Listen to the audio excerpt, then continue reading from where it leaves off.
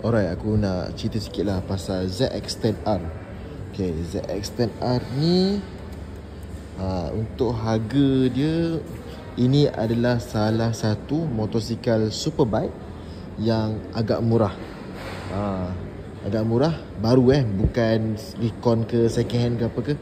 Dia baru, berdapat harga yang agak okey, agak murah, iaitu ZX-10R. Kita tengok luaran dulu. Dia ada electronic damper, pakai Brembo punya master pump, kemudian Showa punya fork, depan dan belakang Showa punya fork.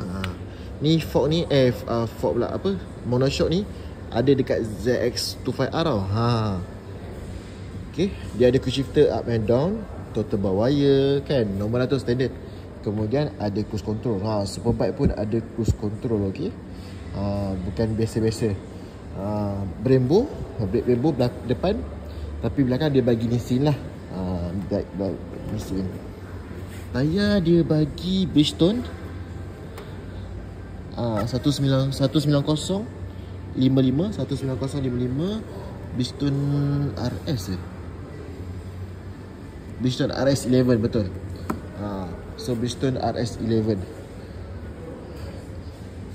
So motosikal ni memang mantap lah, memang cantik. Okay, boleh dapatkan dekat Kawasaki Sedan. Ada ready stock, tapi tak banyak. Okay.